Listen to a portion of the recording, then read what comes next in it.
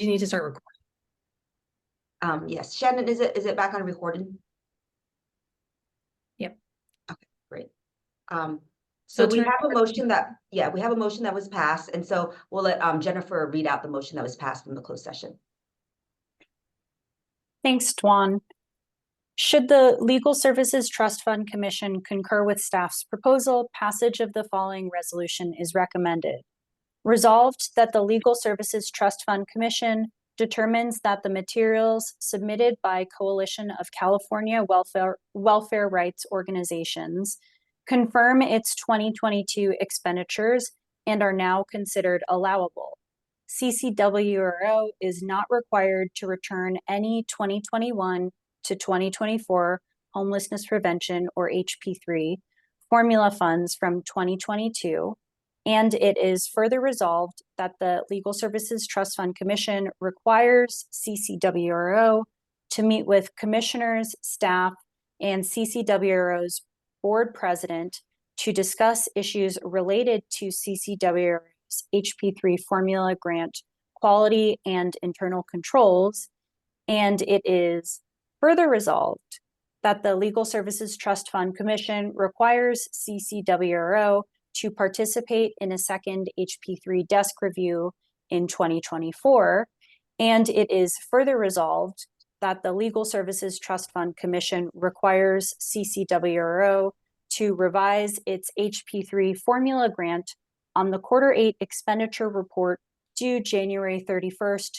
2024, to reflect its actual expenditures through 2023, and it is further resolved that the Legal Services Trust Fund Commission requires CCWRO to provide accurate and complete remaining supporting documentation, staff timesheets, allocation reports, and accounting reports for 2023 to staff by January 31st, 2024, and it is further resolved that the Legal Services Trust Fund Commission requires CCWRO to submit a revised spend down plan and a budget revision request for its HP3 formula funding from January 1st, 2024 through December 31st, 2024 to staff by January 31st, 2024.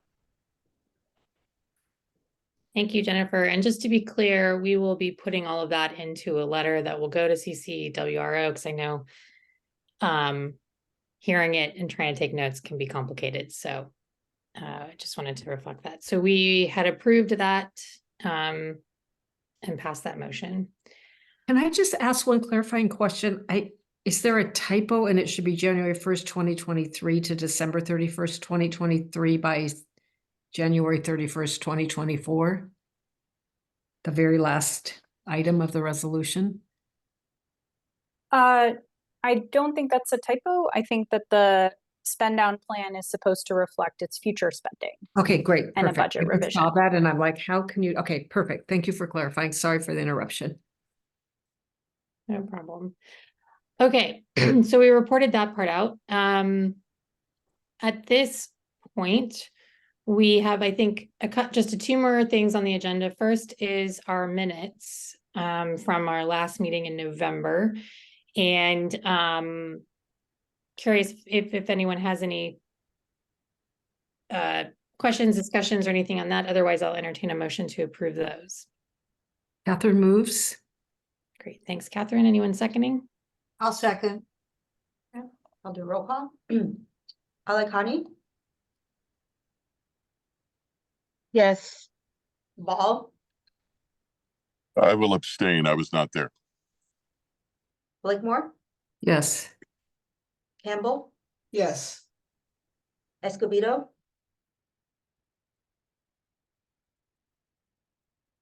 Efrain, are you back or? Don't see him. Galkin? Yes. Gonzalez? Iskin? Yes. King? Yes. Klein? Yes. Cruz? Lee? Mahoney? Yes. Milron?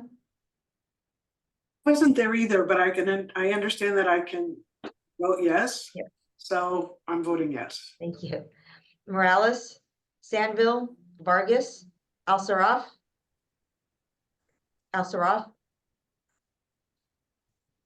Connolly, Yes. motion passes. Great. All right, that's the last of our voting things. And then Dawn mentioned that she had an update that she wanted to provide us that we were unable to get to on our last meeting. Yeah, I just wanted to update you on a couple things that has been happening in the office. So on October 26th, earlier this year, a couple months ago, the State Bar, OA and I co-hosted a convening with our legal aid grantees. We co-hosted this with LAC, the Judicial Council, and the Access Commission. The title of the convening was Harnessing Emerging Trends to Expand Access to Justice. And the kind of thematically what we talked about during that convening, there was a morning sessions that talked about innovations in legal tech. We talked a lot about generative AI.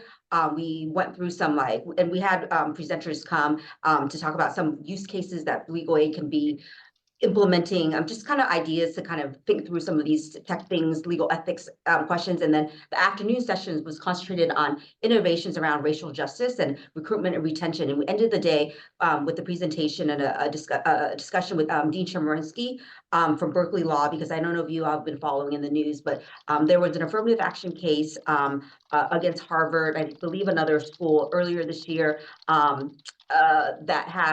that may have some implications to kind of D&I work generally. And then more recently, there's been cases against law firm against their D&I program. So Dean Chemerinsky gave us kind of a legal history and then some potential implications for programming, our programs doing D&I work and for the State Bar as well. The other thing I wanted to update you all on is, in light of kind of these lawsuits, we've had OGC do a sweep of all of our like policies in our offices with a concentration on like our grant funding that's from the federal grants, but also we have a leadership seal program. So really doing a whole sweep.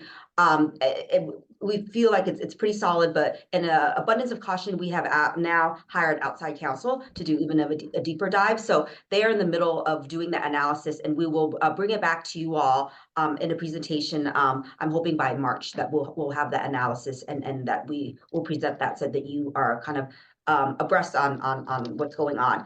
I think related to that, what we would do, because we heard a lot of kind of comments from programs, is they might want some more support around like their grant funding, their D&I program, all that stuff. So we are working with LAC and the Access Commission, also One Justice, to see if there's a way to connect lawful pro bono counsel with our grantees if they needed a little bit of more consultation or legal advice on that. So we'll have a little bit more of update in a few months, but it's really kind of exciting work. There's been a lot of interest around the legal tech piece. We've said this to our grantees that in our office, like we're making a kind of a commitment to kind of learn what's going on side by side them, so that we can like either facilitate discussions or facilitate actual like software and technology that they can utilize. So we're trying to really be at the forefront of this, because law firms are like way ahead. A lot of these law firms, and one of them actually came to do a presentation, their ops team, Munger Tolles, they sent their ops team to do their legal ops team, and a lot of these law firms are like they're like totally built out, and like they have already started to integrate some of these tools in their services. And so, you know, legal services, you know, we're conservative and that's a good thing, but it feels like we don't want the gap to widen so much. If they are able to create kind of efficiencies around their delivery of legal services, and then legal aid programs can't. We want to do it responsibly, and we want to do it with like kind of all the ethical concerns like at the forefront, but just want to let you know that that's happening behind the scenes in our office. The other update is that we have a very big monitoring visit year next year, because we had 10 new programs for 2024. All of them will have a monitoring visit, plus our 30 something. So next year, Rocio just gave me this number, we're going to be doing 46 monitoring visits. With the new programs, they will be in person, and then the existing programs, they'll be remote still. So there'll be a lot of opportunities for the commissioners, if you would like to join either an in-person monitoring visit or a remote monitoring visit.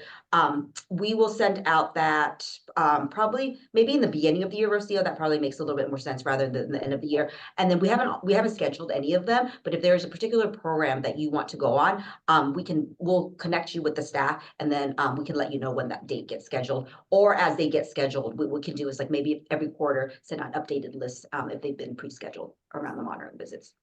And that's all I have. And Marcia, I don't know if you have anything else you want to add, but those are the only two updates I have.